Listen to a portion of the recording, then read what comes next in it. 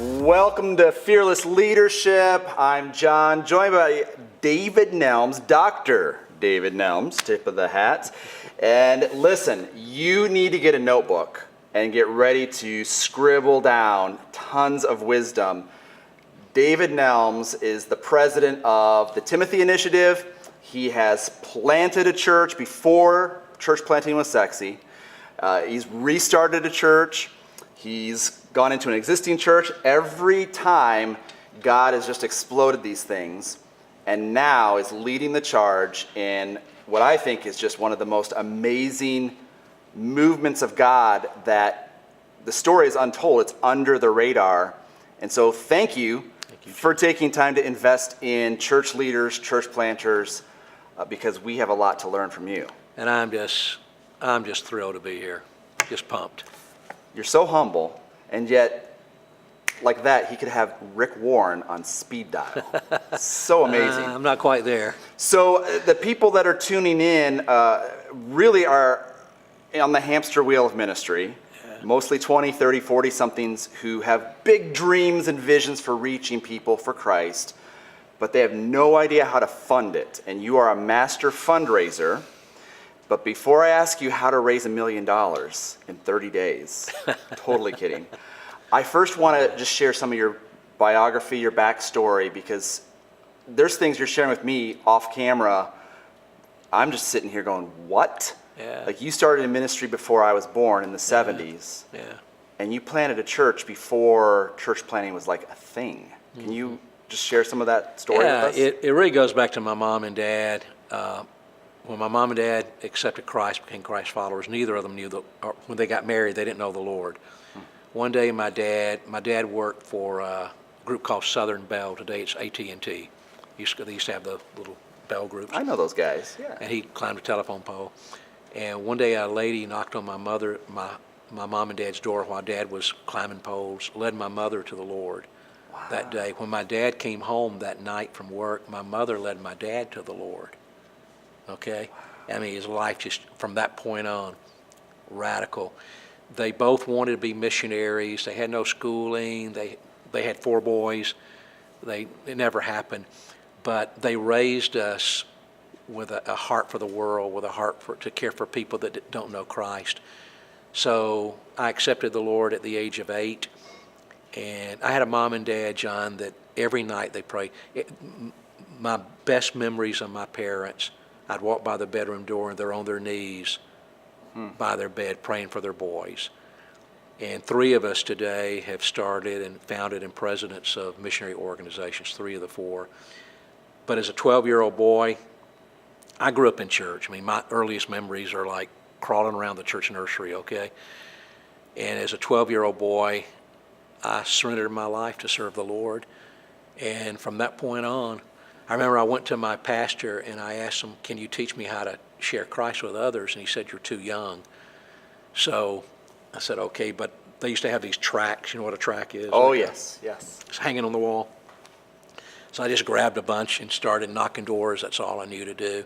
And I was like a 12-year-old Jehovah's Witness, kind of just terrorizing the neighborhood. But I remember I got to lead a couple of little boys to the Lord. At least I think I did. I hope I did. I'm not sure what I said, but they prayed with me, let me put it that way. And I just thought, man, I can do this the rest of my life. I just want to do this. So, yeah, I just went to school, started my first church in 78. And you were telling me earlier that you went to Bible college and got kicked out. Yeah. That's awesome. Yeah.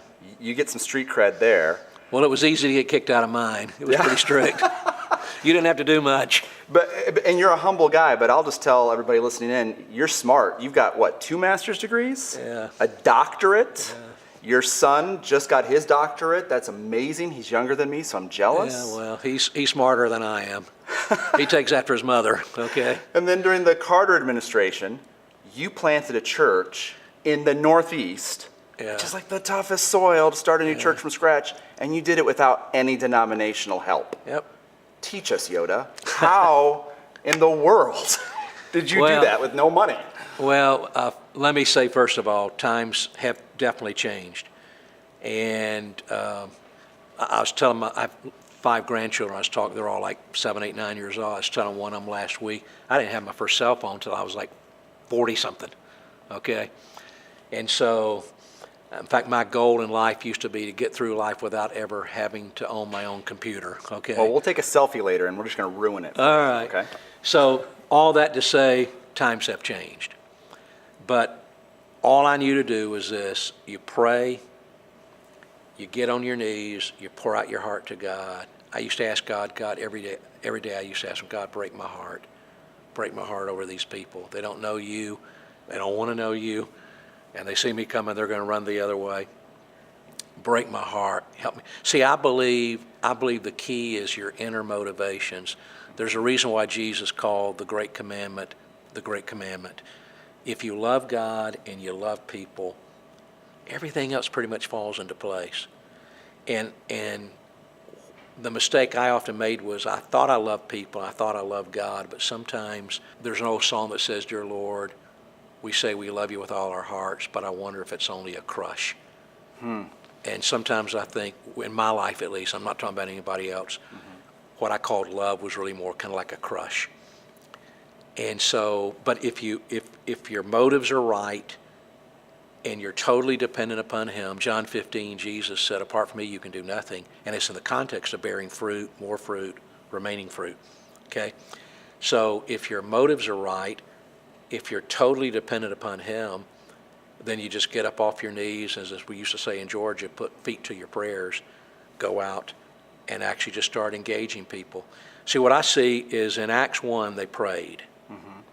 In Acts 2, they were filled with the Spirit. The power of God is unleashed. And they immediately began sharing Christ. Proclaiming. Proclamation. Yeah, and a church just wham. And then it leads to persecution. Yes. Which they respond by prayer. Yes. It's the God-word cycle. Basically, if you go through Acts... We are brothers from another mother. That's my bread and butter right there. We got the same. Yeah, we got the same. People on the podcast can't see, but we have long locks of hair. Yeah, well, I'm going to have it in heaven. Yes. But what I believe is this. If Acts is my favorite book. Acts 1, they prayed. Acts 2, they were filled with the Spirit and began proclaiming Jesus and the power of the Holy Spirit. Acts 3 through 28 is a repeat of Acts 1 and 2, just in different places. It's basically it. That's how we train guys overseas. It's prayer, spirit-filled evangelism, and just simple obedience to the commands of Jesus Christ. Not in a legalistic sense, but in a, if you love me, you'll keep my commandments sense. So we can go out drinking later, it's okay. Kidding. So David Nelms is our guest, and you started out in the 70s planting a church in the Northeast, no money. Now in 2019, you are the president of the Timothy Initiative, planting thousands of churches around the world. I was over in Nepal and India a couple months ago. That takes a lot of money. Yeah. Let's be honest. You have to pay the light bills. You gotta make this happen. But my wife and I have been so blown away being on the field, meeting the church startup specialists, the church planters, and then meeting you as the chief fundraiser. You know, you have to raise millions of dollars. Take us from the 70s to today. You started with nothing, and now you're like raising money for Christ like gangbusters, and we want to learn. Well, I'd like to be able to raise more than I'm raising. But yeah, you know, when it comes to, Jonathan, when it comes to raising funds, I think again, I don't want to beat this drum to death, but I think it goes back to the heart. Why are you doing what you're doing? To me, more important than what we do is why we do it. In other words, you can dot every I, cross every T, do everything the right way, but if your heart's not right, it's wood, hay, stubble. It's going to burn. It's not going to last. And I think as long as the intent of your heart is, God, I love you. You've called me. This is what I think I'm hearing you say you want me to do. I don't have any money. You're going to have to provide it. But then you just get out and basically you work your tail off. At the same time, you're trusting him. It's the old line of pray like everything depends upon God, work like everything depends upon you. I say it all the time here at Life Church. And so I get what you're saying. I planted 2 churches. And the first time around, being the lead guy, I felt like I was a used car salesman. I was uncomfortable talking about money, but then I want to reach lost people. Yeah. And so I get what you're saying. It has to come from proper motives. But give us some pro tips. How do you connect with people relationally? What do you keep a list in your I'm amazed when I run into you, in an airport or in Florida, and you remember details about my life, and I'm just trying to remember where my car keys are. Yeah. So I got to believe that has to do with the relational piece, the fundraising piece. Well, give us some tips. Yeah, before I Help us out. started going senile, I just remembered everything. But now I got to write everything down. So when I get to my hotel tonight, I'll write down everything from today. I'll write everybody's name down. Like a journal or just a Yeah, notebook? and I'm old school. I just write it down. Me too. And I'm then analog. I'll type it up, and I've got to. Do you type out like names and stories, or what do you? Yeah, names and just enough to where I'll Just remember that simple. it. Yeah, yeah. And then It's church planning for dummies, guys. Yeah, yeah. I'm sure there are better ways to do it than I'm doing it, but that's what you got to find your own way. But we want to learn because you are so effective, David. I mean, I'm just blown away, not only with your ability to raise funds for ministry, but then you steward them so well. That's what I was so amazed by. It's like you got a large growing church here. I mean, you're probably in the top 3% of size churches in America, maybe more than that. And as you continue growing, what's going to happen? It's already happening. There are going to be people that come in, you've never seen them, you don't know who they are, and you walk over, hey, welcome, and they're going to say, well, I've been here for the last 6 months. That literally happened to me Sunday. Yes. I felt awful. And it's only going to get worse or better, depending upon how you we look were at at our it. Midland campus. I said, hey, did you get a free gift? He goes, I've been coming here for a year. Yeah. And I just felt like a slug. Yeah. What do you do in that moment? Well, whatever you do, don't ask the lady when she's expecting. Oh, yeah. Okay? Yeah, I learned that one quickly. Don't do that one. But my point is, you're going to have somebody, and they share with you their daughter did this, or they've got diagnosed with cancer or whatever. Unless you got a really good memory, you better write it down, because the next time you talk to them, they're under the impression you're praying for them, which you should be. But if you're like me, if you don't write everything down, you won't remember. So what I'm hearing is if we love our people, Love your people. it's just get a hack, write it down, or get an app, type it down so you don't forget. You got to remember. Because when people know that they love you and that they can trust you, then when you make an ask for ministry purposes. Yeah, it's all relational. We were talking about that a little bit earlier, but it really is. By the way, disciple making is relational. Jesus said, follow me. He didn't say, follow this strategic plan. In fact, I would say the strategic plan is follow Jesus. Okay? And so, same thing with Paul. Paul said, imitate me as I imitate Christ. Or follow me as I follow 1 Christ. Corinthians 11:1, one of my favorite verses. It's all relational. And so... I think I have a man crush on you, David Nelms. You were saying everything that's on my heart. Yeah, but the problem is this. You can develop those relational skills for the wrong motivations, and that's manipulation. Yeah. And boy, there's nothing. That's about as low as you can get right there. And you're not trying to manipulate people. You've got to sincerely care for them. Can I tell you a story? Please. I'm not sure how long this thing goes. No, well, we're going. I'm in Chicago, your city. Love Chicago. Okay, I'm on a street, Levitt Avenue. Oh, yeah. Yep. I think it was the 1400 block, if I'm not. I can't remember names, but I remember addresses. 1400 block. There was a little Puerto Rican boy, and I came out of Atlanta. I'd never met a Puerto Rican before I moved to Chicago. Okay, they're new world for me. Suburban You Atlanta. are so white. And I am, believe me. And I'm Indian, and the first time I met you, you said, you don't look Indian. It was a great, I'm sorry, I don't mean to interrupt. Well, I can't jump, I can't sing, and I can't dance, okay? Yeah. But anyway, this little kid, that's back in the church bus days. We'd pick up kids in Chicago, take them to Indiana, cross state line. They do it. And a little kid saw me on the street, and he came running up to me, and he wrapped his arms around me. He was so glad to see me. And he had a single mother. He had a brother. They lived in the basement apartment. He had to go down the alley to the back of the building. And he was bottom of the food chain.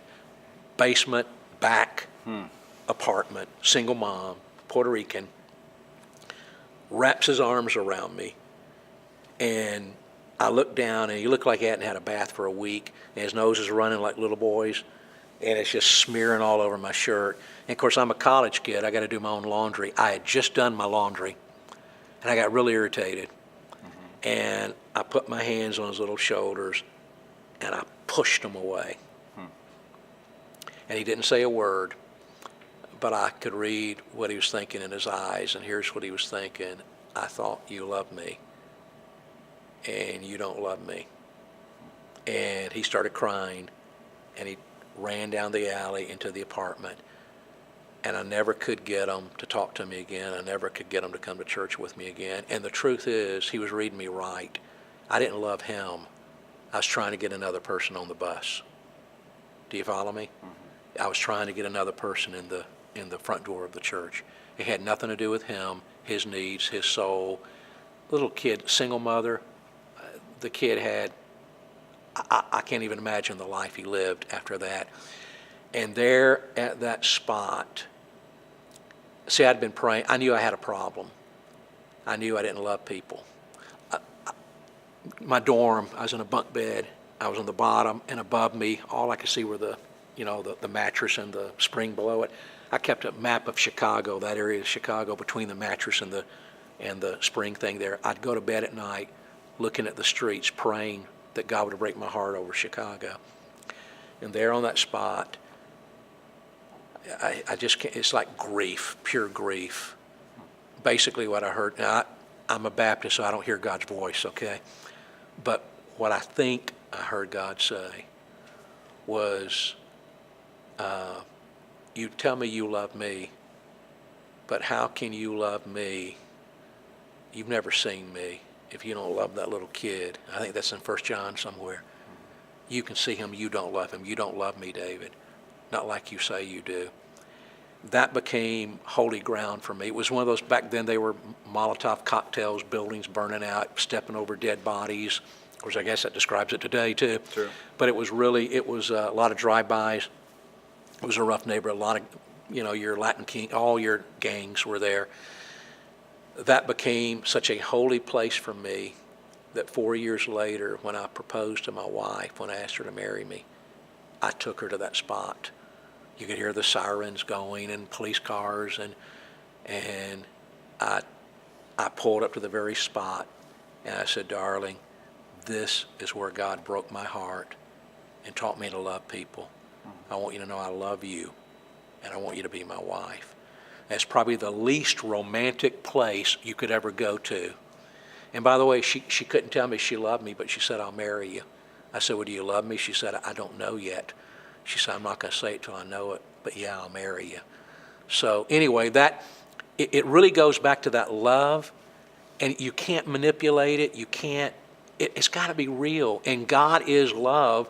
So what you do is you simply ask God, who is love, to fill your heart with the love he has for the people, and then you love them. And because you love them, you don't want to forget that they're going through a divorce. You don't want to forget that they got cancer. You don't want to forget that they got molested. You don't want to forget that they're struggling with whatever dependency.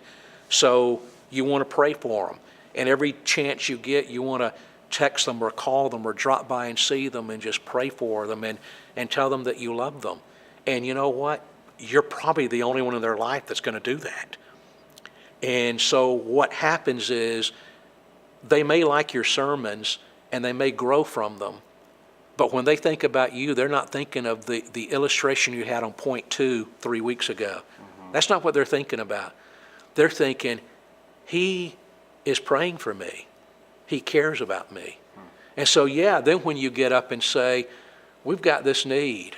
We think if we can build this building, or if we can buy that property, or if we can plant these churches, here's what's going to happen from it. You know what? You don't have to twist any arms. So it's pure motives, and it's relational. Does that make sense? Oh yeah, I think you just smacked me with the holy 2x4. That was really good. So let's go through your stats really quick. Okay. All right, All like right. a baseball player. Yep. You plant a church in the 70s in the Northeast Yep. with no support. It goes from 0 to, We were running 750 when I left, 5 years later. then you go to Iowa, where I grew up, Yep. and I can tell you nobody goes to church in Iowa. Now, that's a white place. Yes, it is. Okay. It is. I was the minority. You may disagree. I had minority scholarships in college. But it wasn't until I went to college that I was like, oh, there are other cultures in this world. Yeah. And now you look at my family, and it's a rainbow of fruit flavors. But you went to Iowa, and you went to was it a dying church? It had been started a few years earlier. It got it about 100 or so, and the pastor left, and it had dwindled down to, when they voted for me, the vote was 11-0. Wow. Okay, so there were Does 11. that include the Trinity? I mean, That was everybody. Okay. so you went from planting a church in the 70s, in the 80s you moved to Iowa. Restarted. It was on life support. It was a small group. When you left, it was 17 years later, it was running 1750 a week. then you get the call to go down to Florida Yep. because someone's got to go to sunny Palm Beach. Somebody's got to go. And it was an established church. So you've been in all the environments, and the established church was running 650 when I got there. Now, they had probably run 800-900 a couple of years earlier, but by the time I got there, it was running about 650. And I left 13 years later, and we were running at least 3,500. I mean, there were days much more than that, but a solid average of 3,500. And I'm just sharing that with our viewers so that to give you some established authority. You're a doctor also. You're an amazing guy. I love hanging out with you, but you know what you're talking about, and that's why we want to learn from you. You're at the church in Florida. You connect up with another gentleman who has a heart to reach the unreached people groups. My wife and I were in Florida with you a few months ago, and we heard the story when your co-founder went overseas. Could you share that just for a moment? Because that story gripped me, and it really, I think, sets the stage for the Timothy Initiative. Yeah, there was a guy named, there were 2 or 3, but I think you're referring to Harsha maybe. Yes. Harsha had been training pastors in India, okay? And the ministry he was working with here in the States had to let him go for financial reasons. And someone told me about Harsha. He had like 2,000 students. These were pastors. And I thought, anybody that's training 2,000 pastors across India ought not to be unemployed. Somebody ought to grab a hold of that guy. And for people who don't realize how hard it is in India to even identify potential Christian leaders, Yeah, it's next to impossible. yes. I mean, what he was doing was incredible. So I heard about him. I made contact with him. I flew him to West Palm, talked to him, fell in love with him. We became partners. And I then flew back to India with him. And we were flying over India, and I kind of looked out the window from 30,000 feet, and I couldn't see anything but clouds. But I said to Harsh, I said, you got 1 billion people down there that are lost. And what we're doing is not working. We got to do something. And you know how they give you the Cokes on the plane, and you have the little napkin about this size right here? And we had one of those napkins there, and I got out my pen, and we started, they're talking, and I'm just trying to take notes, start scribbling on the napkin. And by the time we landed, we'd come up with a plan. I called it Project India. They called it the Timothy Project. We didn't use the same name because it was only going to be a 3-year plan. We had a start date, finish date, and the goal was going to be to plant 7,000 churches, house-type fellowships, over a 3-year period, not just in India, but 80% of it was in India. We were also going to be in Pakistan and Bangladesh, and I think maybe Bhutan. And those aren't places that have a church on every corner. No. But I had a start date, finish date. My job was going to be to raise the funds. Harsha would organize everything and oversee it. And like any good senior pastor, I didn't want to be locked into it forever. So I had that exit date, okay? That is true. I don't want to be paying for it the rest of my life. Yes, lead pastors don't like long-term. No, they don't. So we didn't even have the same name, but I figured by the time anybody figures out we don't have the same name, the 3 years will be over anyway. Well, for the first year, all we did was we didn't have our own curriculum yet, so we had another curriculum. We took our trainers, that today we call them Pauls. We use the Paul Timothy model, 2 Timothy 2:2. So we took the Pauls, there were 160 of them, through the curriculum. It took about 10 or 12 months. So all we did, there was no church planting, no intention to plant churches. We just wanted to make sure they were solid. It was a gross overkill, but I wanted to be safe. At the end of the training, it was like November. We're opening the training centers in January, 2 months later. My son, by that time, is finishing up his master's degree, had just got married. We've already picked out a house for him to live in.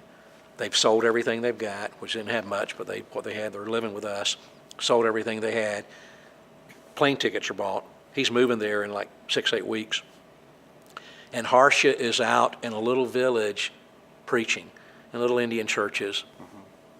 15 women sitting on the floor here, 10 men sitting on the Wearing floor their here. saris and men on the other side. Nothing, just They're probably brand new to. brand new. And he's teaching, and there's an explosion down the road. I think there's a landslide or something. They were clearing the road using dynamite. And a rock went flying through the air. I mean, it was a long ways, maybe a quarter of a mile. That's what Jared said, about a quarter mile. Yeah, it was a through the long air. ways. And the rock crashed through the ceiling, hit Harsha in the back of the head as he was speaking, and he fell over dead on the spot. Not one other person in the room got so much as a scratch. I mean, it was like that Chicago game last night. The guy hit the goalpost and then it hit the crossbar, and the Bears lost. I mean, if you tried to do that, you couldn't do it. I mean, it was Okay. apparent God was calling him home. It was no question. And the amazing thing is he was teaching from Matthew 6, the Lord's Prayer, and he had just got to verse 11 that says, "Give us today our daily bread." And he had stopped and asked that little crowd there, he said, "Why do you think Jesus said to pray for daily bread?" He said to pray for daily bread because you know what you need today. You know what your needs are today. And this is India now, village. They live one day at a time. He said, you don't know what you're going to need tomorrow. You don't know he said, do any of you even know what's going to happen to you tomorrow? That was the last thing he ever said. And Wow. So then I get a phone call, and on the other end it says, I was getting ready for Saturday night service, okay? And I thought it was a bad joke. Somebody said Harsha got killed. And by that time we were good friends. I mean, I loved the guy. And he's dead. And Jared's off at missionary school. It was a 2 or 3 week boot camp out in Colorado Springs. I forget the name of the place. That was his missionary training, 2 weeks. And he's out there, so I called him. I said, son, Harsha got killed. What are we going to do? By the way, we'd already ordered, we had about 2,500 students. The curriculum we were using had 10 books per student.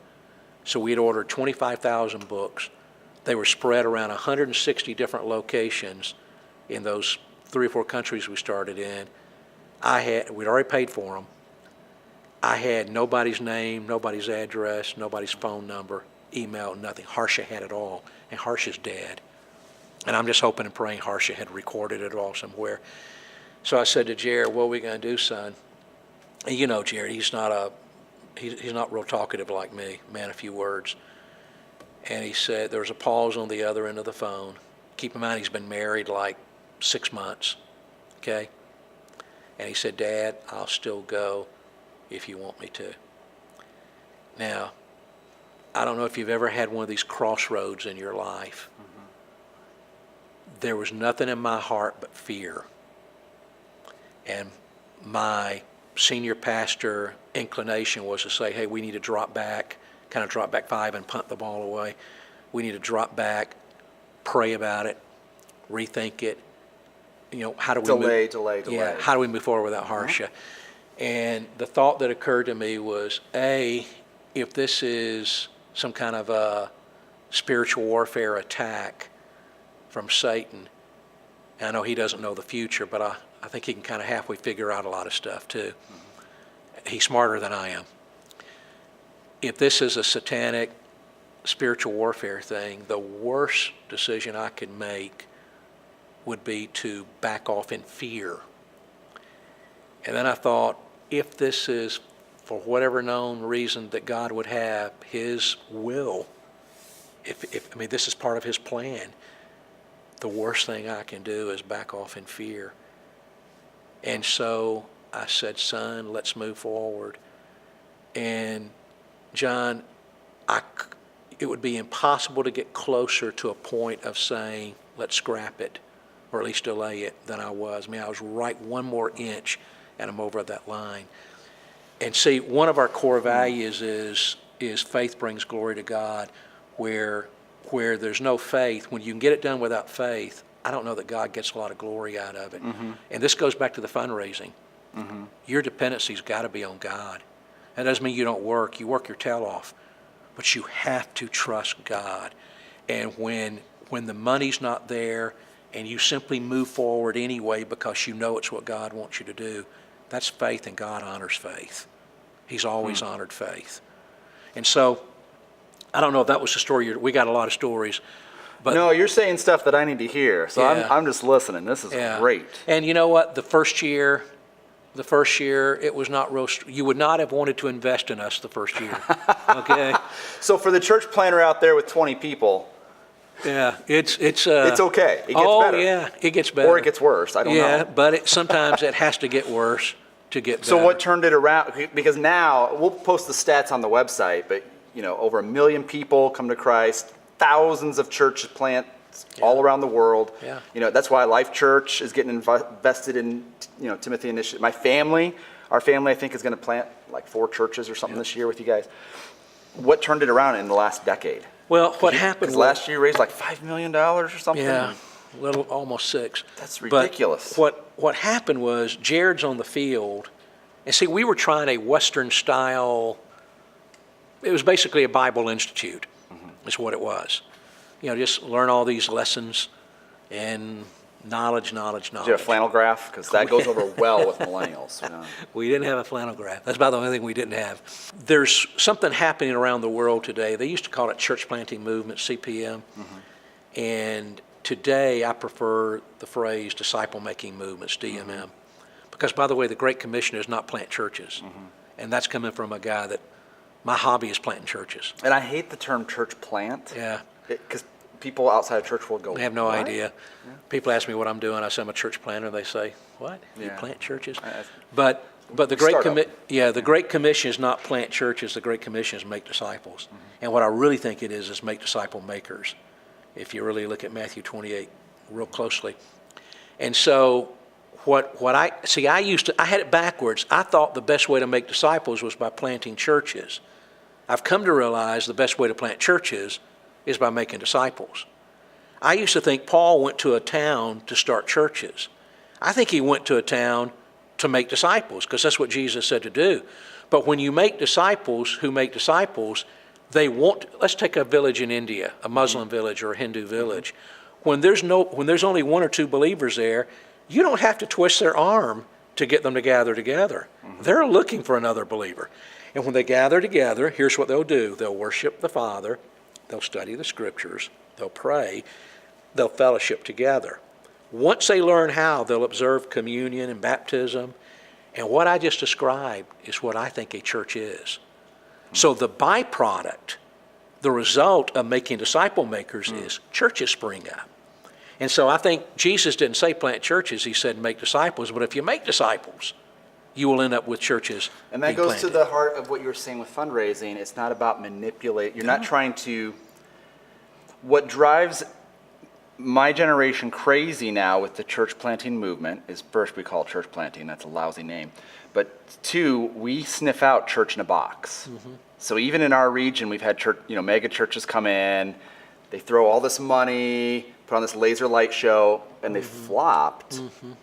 And I think it has to do with exactly what you're doing with the Timothy Initiative, of reach individuals, and organically, like you were saying, a church comes to fruition. So then we've got young men, young women, their hearts are burdened for the lost. You know how to reach lost people. What are the pro tips for raising capital to do the ministry?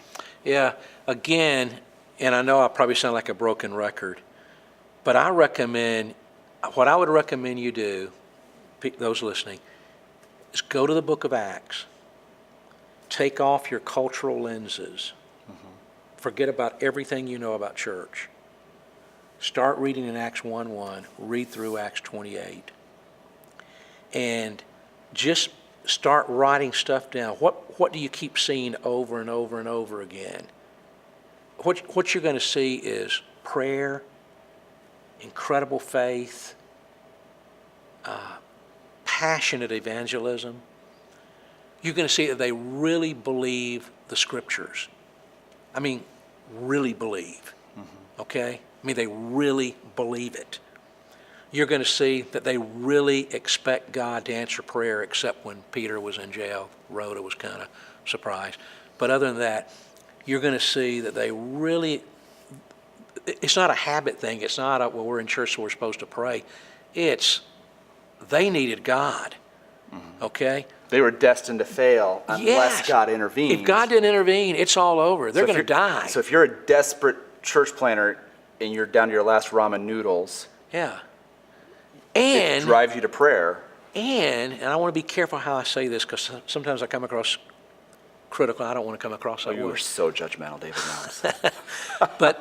But there's a tendency today to, everybody complains that our churches are full of consumers, yet almost everything we do encourages consumerism. Jesus did the exact opposite. He said, if you want to follow me, deny yourself, take up your cross. And the only thing I can figure out to do with the cross is like to die on it. And so they raised that. They were looking for people that were willing to pay whatever price. Now, when you start with those kind of people, those people turn the world upside down. And that's what happened. See, we try to shortcut it. We try to get the crowd without the right foundation. And and I'm not opposed to the crowd. My churches all grew. And if you asked me to open up a new campus for you and I could talk my wife into it, She moved to Michigan. yeah, I've thought about it. that's no. If there were 200 seats there, I'd want to have a minimum of 200 people, like the first week. So it's not that I'm anti-numbers or anything like that, but I believe church health always trumps church growth. But by church health, I mean raising up disciples who make disciples. And to me, a disciple is someone who lives like Jesus and leads others to do the same. Living like Jesus is the great commandment. Loving God, loving people.